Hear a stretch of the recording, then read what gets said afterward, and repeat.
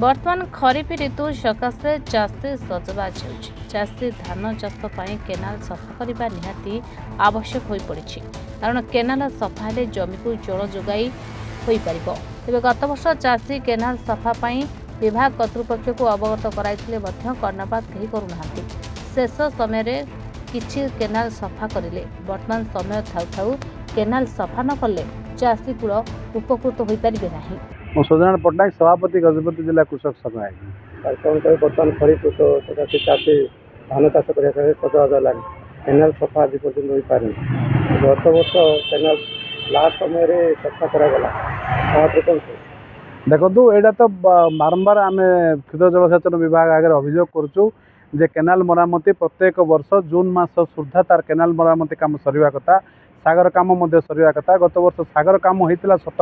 किंतु केनाल मरामती हो पार ना जेहेतु अनुदान आसनी बोली से कहते जेहेतु सरकार नुआ सरकार टी गढ़ाई गत वर्ष सरकार अनुदान न आसवा कथा कहीकि दीर्घ दिन आमको अतिक्रांत करने जिते पाखापाखि सेप्टेम्बर अक्टोबर आड़ को अनुदान आसला और जो धान कटा समय आसला से केनाल मरामती होता है गोटे हास्यास्पद कथा गत वर्ष होता सेहीपरि परिस्थिति ए वर्ष जमी न उपजु से कथा चिंता करने आम बारंबार विभाग कर्तृपक्ष द्वारस्थ हो विभाग अफिसर मानक आम अवगत भी कराऊँ जिला प्रशासन को कहूँ जे सबु वर्ष जमी पूर्वर होता जून मास सुधा केनाल मरामती से केनाल मरामती कार्य संपूर्ण भाव सफल करूँ जोटा कि आगामी दिन में जो सागर पानी नष्ट न होकर चाषी जमी की टेल एंड पर्यंत पहुँचो तार व्यवस्था करने आम बारंबार लिखित आकार मौखिक भाव आम जिला प्रशासन को कही आसु वर्तमान सुधा से कहते जे आमर अनुदान आसनी जे अनुदान आसवा पर आम कार्यक्षम करवा कथा कहते हुए तो गत वर्ष भाया परिस्थिति न हो से मु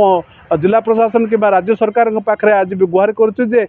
जून 15 सुधा केनाल मरामती कार्य सरिया कथा ये जून 15 भितर कार्य समापन करने आज मु आपणकर माध्यम प्रशासन और जिला प्रशासन को अनुरोध कर। Vivekananda Behera report reporters today.